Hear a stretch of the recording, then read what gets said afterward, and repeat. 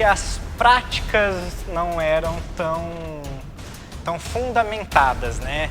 Era mais o que a gente conhece do rola-bola, né?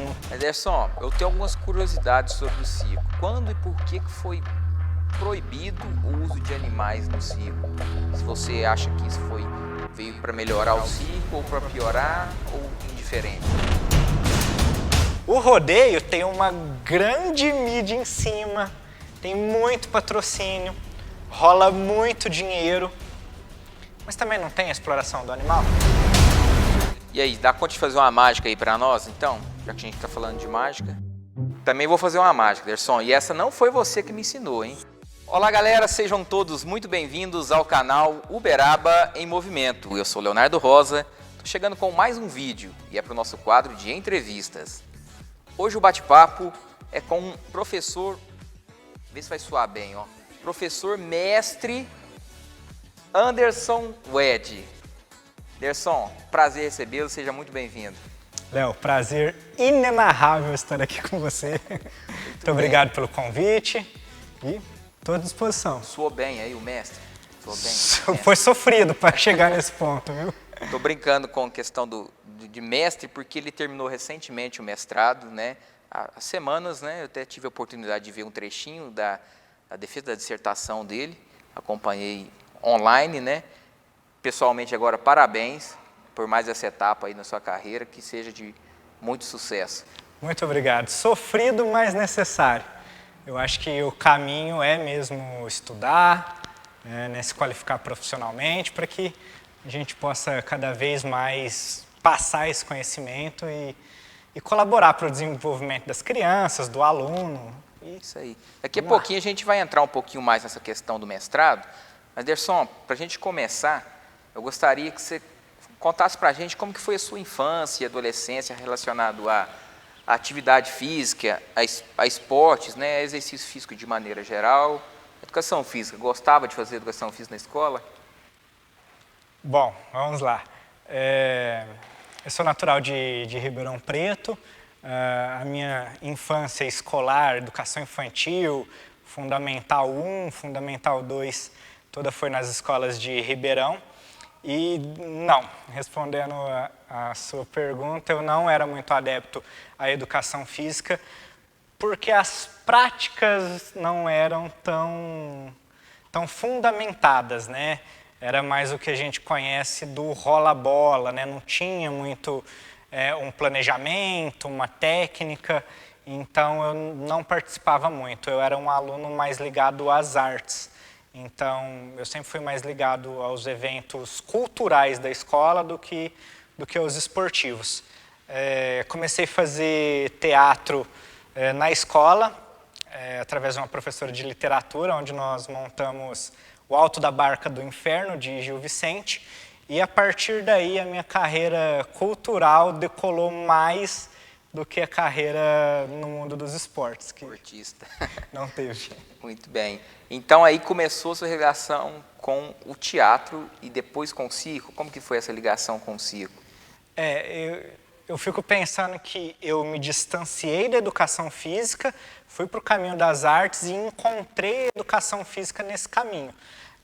Principalmente no diálogo do movimento, né? Quando eu precisei dialogar o movimento corporal e quando eu precisei ter mais embasamento técnico sobre desenvolvimento motor da criança para o ensino das artes, eu cheguei na educação física de novo, aí eu me apaixonei. Aí eu encontro e apaixono pela educação física. Respondendo a sua pergunta, do teatro, eu conheci o teatro de rua. Começou no teatro nos moldes de um teatro italiano, teatro de palco, né, normal.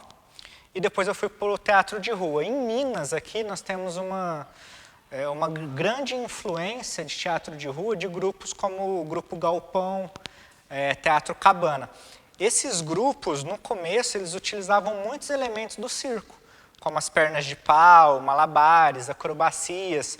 Um espetáculo na rua, Léo, ele precisa ser mais amplo, maior, grande, não tão contido quanto um espetáculo no palco. Então, daí a perna de pau, onde você eleva o ator, né, Aí eu me apaixonei pelo circo. Perna de pau, malabarismo, acrobacias, mágica. Me matriculei em um projeto de circo social. Projetos de circo social são projetos geralmente criados por ONGs, são projetos de assistência social para tirar a criança da rua. Assim como temos esses projetos na área do esporte, né, projetos assistenciais, me matriculei nesses projetos sociais de circo social. Em 2007 eu ganhei uma bolsa de estudo através de um prêmio nacional de estímulo ao circo, o chamado Prêmio Carequinha de Estímulo ao Circo. Ganhei essa bolsa para estudar numa grande escola de circo em São Paulo. Isso começo de 2007. 2007. E aí, estudou lá, ficou quanto tempo? Em São Paulo eu fico de 2007 até final de 2010, até meados de 2010. Lá eu estudo circo, numa das maiores escolas de circo do Brasil. No Brasil nós temos 3 escolas de circo que são pioneiras e são referenciais, que é a Picadeira em São Paulo, a Nacional do Circo no Rio de Janeiro e a Piccolino na Bahia. E eu vou para a Picadeira em São Paulo. Estudei circo lá, fui palhaço nos espetáculos do mesmo circo, trabalhei em projetos também sociocultural da Prefeitura de São Paulo. Eles tinham um projeto lá denominado Clube Escola, então eu dava aula nesses projetos de circo e foi de 2007 a 2010. 2010. E aí, quando que foi que você decidiu, falou, eu acho que eu tenho de fazer educação física que vai me ajudar nessa área que eu tô seguindo aí de circo e de teatro? Porque eu já dava aula de circo, só que eu sentia a necessidade de aprofundar mais. Qual exercício eu poderia ensinar de circo para tal faixa etária? Como que eu poderia desenvolver melhor essa técnica aliado ao desenvolvimento cognitivo e motor do aluno? Então, a educação física me chamou pela área do desenvolvimento, pela área desenvolvimentista, né? Aí eu volto a Uberaba, me matriculo na Faculdade de Educação Física. Lá eu tive a oportunidade de estudar com pessoas incríveis, pessoas que são hoje em Uberaba referencial. Uma das pessoas incríveis que eu estudei foi o Leonardo. Não conheço. Quer referência ou não conheço? Então, aí nós começamos o curso de Educação Física e eu acho que eu entrei, hoje eu vejo assim, né, que eu entrei no curso, de repente, muito focado no que eu queria e não me deixei aberto para outras experiências. O curso é fantástico, o curso de Educação Física, né? Com certeza, eu gostei bastante, né? Você fez a licenciatura, só o bacharelado? Licenciatura. Então você acha que ele te agregou bastante? Eu lembro que não era muito fã de esporte também na educação física, não. As aulas práticas de futsal, meu Deus. A questão do esporte, né, Léo? Eu acho assim, os esportes coletivos, os esportes como futebol, vôlei, realmente não eram a minha praia. Mas eu gostava muito da ginástica, não sei se você lembra. A ginástica já era mais a minha praia. Época de prova de ginástica, todo mundo queria fazer a prova comigo. Era do seu grupo, tinha não é? Senão não dava certo. Eu não precisava estudar para as provas de ginásticas, então aí eu comecei a notar também que são o perfil de cada aluno, né? Cada aluno tem um perfil. Eu não gostava daquela linhagem, daquela... E a educação física é muito ampla. Nossa, o leque de opções para um profissional, é até por isso que eu gosto de educação física, porque o leque é imenso. E aí dá para você trabalhar em várias áreas. Eu, por exemplo, gosto de trabalhar em áreas diferentes da educação física, até para não virar monótono. Não que eu não goste de alguma área específica, mas eu gosto de trabalhar em várias. E aí acho que a educação física é isso também. Mas aí terminou a educação física, resolveu continuar estudando, se especializou. Como que foi?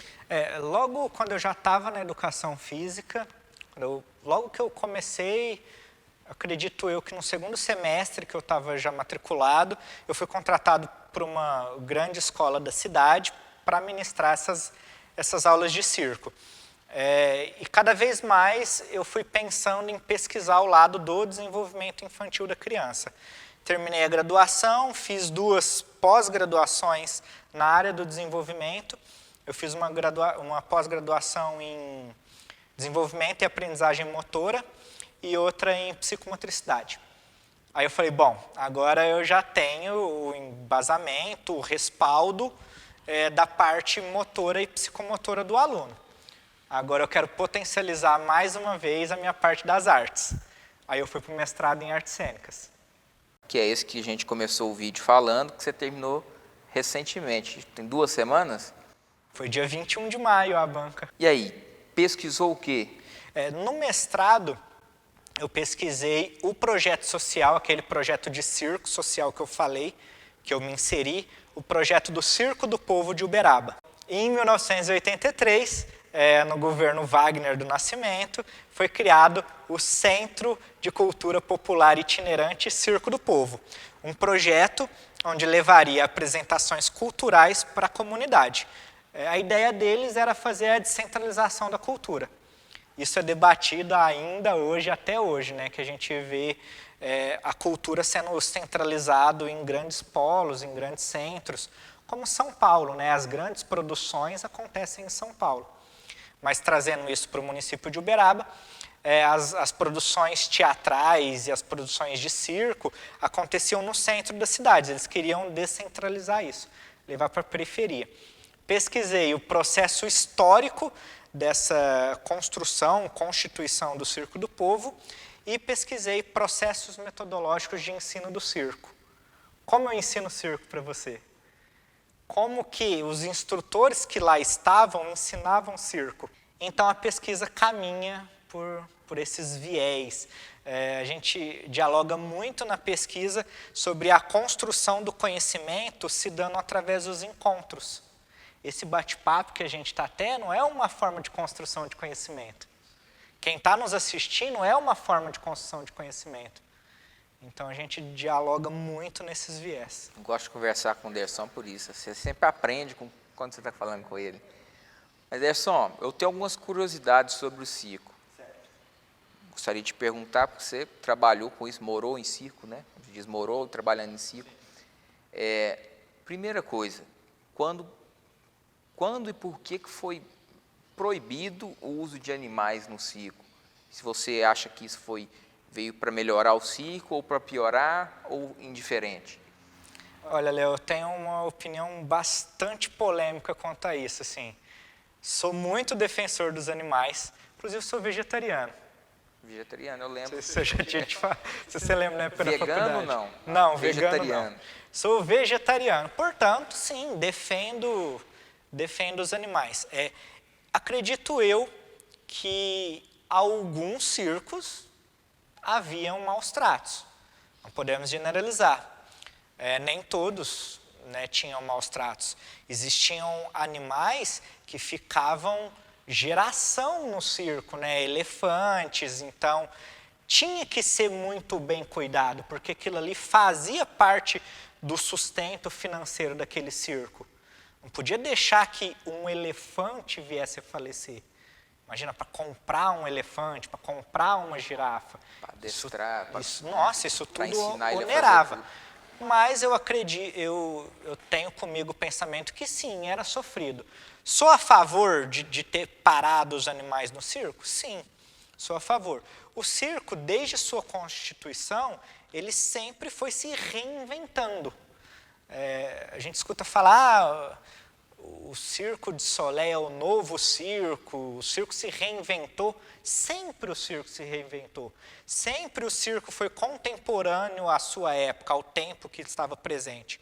Aí o que é a minha polêmica em torno desse assunto? Então, qual que é a minha polêmica sobre isso? Proibiu os animais no circo. Mas e no rodeio? O rodeio tem uma grande mídia em cima, tem muito patrocínio, rola muito dinheiro, mas também não tem a exploração do animal? Pois é, eu acho que até vai entrar eu também não sou muito ligado ao rodeio, né? Embora a gente como é da área sertaneja, né? Porque o Uberaba toca muito sertanejo e tal. Mas eu acho que acontece no rodeio como acontece no circo também, né? Existem os maus tratos para alguns, mas não é generalizado. Errou! Mas e aí, se é parecido, por que não foi proibido nos dois, né? Um dia eu vou trazer alguém do rodeio aqui, até porque dentro do rodeio tem vários esportes também, né? Também um esporte, tem várias modalidades, é um esporte. Um dia eu vou trazer alguém para a gente conversar sobre isso aqui. Fica no ar. Para ele passar o ponto de vista dele, né? De repente eu estou falando bobagem aqui, né? Como eu sou do circo, eu estou defendendo o meu peixe, dele. Né? Muito bem. Outra curiosidade que eu tenho sobre circo, sobre malabares, então, a gente vê muita gente na rua, no circo, nos semáforos, gente às vezes que tem muito talento, que você fala, gente, por que esse cara não está fazendo um circo? Por que ele está na rua, né? Por quê? Você não sabe me informar, você que já estava no circo, já esteve no circo? Muitas pessoas são por opção, né? Muitos desses artistas de rua, eles estão fazendo os chamados mochilões, né? Eles estão rodando, conhecendo o Brasil, conhecendo o mundo. A gente vê muitos artistas da Argentina. Isso, é verdade. É o que eu ia te perguntar também. Tem muita gente falando espanhol no sinal. Mas se a gente pensar também, Léo, quando a gente fala em circo, nós estamos falando de uma arte ou nós estamos falando da estrutura física? Pode ser dos dois? Pode. Não tinha pensado dessa forma, mas sim, né? Tá, se a gente for falar da estrutura física, não é desde sempre que tem essa estrutura física no formato que a gente conhece. Quer dizer, então, que antes disso, antes de ter essa estrutura física de lona, não existia circo? Será que antes não existia pessoas jogando malabares? E essas pessoas se apresentavam onde? Nas ruas. Nas ruas. Em praça pública. Será que antes não existiam cuspidores de fogo? Não existiam as pessoas que faziam malabares com facas? Onde eles se apresentavam? Nas ruas. O circo sempre teve também nas ruas. A gente precisa saber distinguir a arte circense na rua do pedinte, né? Daquela pessoa que... É muito difícil entrar nesse assunto porque eu não estou criticando o pedinte. A gente precisa distinguir o artista, que tem todo um tratamento estético e um tratamento de arte para o seu número, do pedinte. Né? Antigamente a gente tinha os malabaristas nas praças, os cuspidores de fogo nas feiras populares, os prestidigitadores. Eu não entendi o que ele falou. Sabe os prestidigitadores? O que é isso? Prestidigitadores eram os mágicos da época. Ah, o mágico. O mágico. Quis falar difícil. Legal. Sobre mágica, tem uma coisa legal para contar, hein? Experiência que eu tive de mágica com o Anderson. Mas, só para a gente fechar esse assunto, então. A gente não precisa ter dó de quem está na rua fazendo essa apresentação. Às vezes é uma escolha dele. Não precisa ter o preconceito também de que ele está ali porque está envolvido com coisas ilícitas, com droga, é um viciado, né? Às vezes é uma escolha dele, o lugar de apresentar dele é a rua. Então, a gente tem que tentar distinguir bem isso aí. Legal? E o espetáculo feito na rua, ele é muito democrático. Você contribui com o quanto que você quiser. Falando, então, sobre essa questão de mágica, eu tive uma experiência muito bacana sobre a mágica. Sempre gostei muito de mágica, né? E um belo dia, na época da faculdade, esse querido colega falou, vou ter que fazer uma apresentação, um evento, né? Vou ter que fazer um evento numa cidade aqui próxima e tal, estou precisando de gente para fazer isso. E bora fazer umas mágicas? Eu falei, cara, eu não sei fazer mágica. Te ensino. E aí, me ensinou 2 dias, eu já sabia fazer algumas coisinhas e bora. E foi uma experiência muito boa. Até hoje eu me recordo como se fosse ontem, de tudo que aconteceu lá, né? Foi muito bacana. O Uberaba tem uma carência de profissionais nos campos das artes, assim, e geralmente quando a gente fecha eventos com outras cidades, são eventos maiores, são geralmente eventos para as prefeituras, e eles pedem um número maior de pessoas para trabalhar. E foi isso, a apresentação foi isso, foi na praça, foi bem legal. Aí tinha um ali, eu fazendo mágica de cá, uns menininhos me derrubando na mágica, não descobria. Você fazia ela várias vezes, quem não tem experiência, né? Instantinho o menino olhava o que era, descobria e saía falando para os outros, e você tinha que se reinventar. Foi uma experiência muito boa. Muito a gente boa. Trocou bastante experiência depois também com mágica, né? Sim, algumas vezes, depois até em festas eu gostava de, quando era festa fantasia, eu gostava de ir de mágica. Aí eu pegava umas coisinhas com o Derson e fazia mágica. Até em casa mesmo, para os meus filhos já fiz. Muito bacana, uma mágica que eu gosto demais ainda. Quem sabe um dia eu não aprofundo nisso aí. Vamos lá, conta comigo. E aí, dá conta de fazer uma mágica aí para nós, então? Já que a gente está falando de mágica. Sempre quando você vai fazer mágica, na mágica existe uma técnica que chama misdirection. É onde você vai estar levando a atenção da pessoa. E muitas das coisas da mágica é ângulo também. Você está um ângulo que não está me favorecendo. Você pode virar a sua cadeira um pouquinho? Assim me favorece? Não é de fotografia, só virar a cadeira assim um pouquinho. Se chegar o ruído aí, isso. A culpa não é minha. Legal, Léo. Ó, tem um baralho aí. Olha só. Você é jogador de pôquer, não? Não sou jogador. Não. A gente vai fazer o seguinte, eu vou utilizar essa caneta como uma varinha mágica, ok? Você já viu minha varinha? O quê? Minha varinha mágica. A caneta. A caneta, isso. E eu vou utilizar esse baralho para fazer ele desaparecer. Pode ser? Pode. Então a gente vai fazer aqui, ó. A gente vai contar até 3 e eu vou fazer o baralho desaparecer.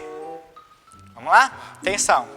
Ó, 1, 2, 3. E o baralho... O baralho tá aí. Cadê a caneta? Ai, gente, cadê a caneta? E a caneta tá aqui. Brincadeira, hein? É uma brincadeirinha, uma mágica. Você pode fazer aí na sua casa também. As crianças vão adorar. Também vou fazer uma mágica, Derson. E essa não foi você que me ensinou, hein? Ó, nada nas minhas mãos. Nada nessa mão, nada nessa mão. E quando eu bato... Que é isso? Não é fácil, mas...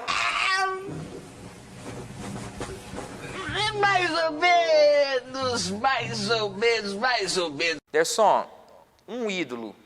No circo, como artista,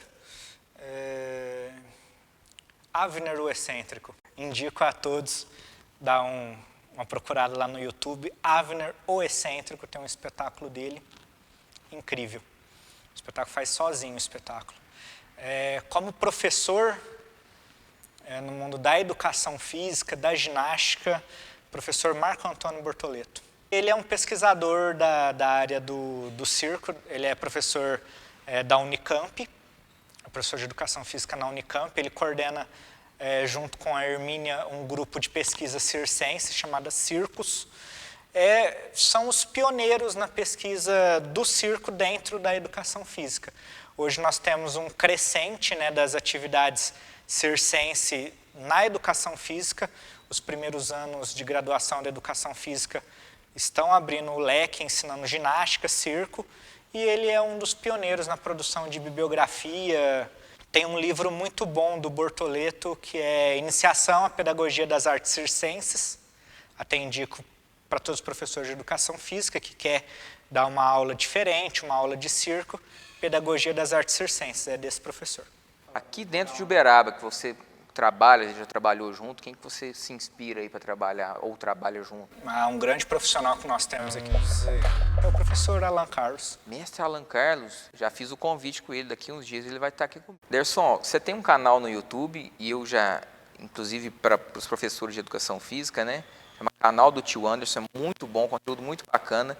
Eu vejo os vídeos lá, às vezes eu faço com os meus filhos aqui, muito legal. O canal do Tio Anderson vai estar aqui na descrição do vídeo. E eu vi lá algumas coisas lá, de vídeos até um pouco mais antigos, né? Que a gente está nesse momento de pandemia, que não tem teatro, não está tendo apresentação, né?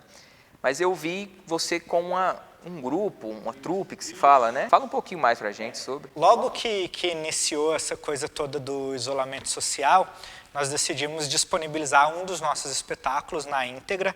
Então, está lá no YouTube, o espetáculo chama Varieté, que seria um show de variedades, né? É um espetáculo de teatro com palhaços. Então, Nós estamos no teatro, em um palco, apresentando as reprises, as esquetes clássicas do circo itinerante de lona.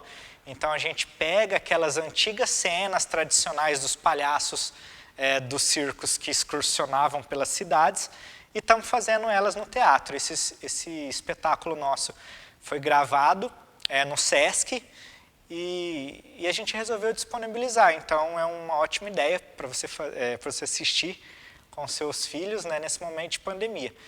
E lá no canal tem um espetáculo e tem as minhas videoaulas, onde a gente está dialogando um pouquinho do movimento na educação infantil. São dicas para professores e pais e mães para fazer com seus filhos em casa, assim como você já me mandou foto você fazendo com suas crianças. Isso aí é muito bacana, indico mesmo, tá? E aí, depois de passar esse momento de pandemia, quando você vê que vai ter um espetáculo da Trupe Dum, pode ir, que é sucesso. Legal? Derson, a gente vai encerrando por aqui. Muito obrigado. Parabéns mais uma vez pelo sucesso profissional e que tenha cada vez mais. Foi um prazer recebê-lo aqui e volte mais vezes. A nós, estou sempre à disposição. Grande abraço, vamos juntos na construção do conhecimento. Isso aí. Pessoal, se você gostou do vídeo, não esqueça de curtir. Se inscreva no canal se você não é inscrito, ative todas as notificações, compartilhe com a galera nas outras redes sociais. E é isso aí. Muito obrigado a todos e até o próximo vídeo.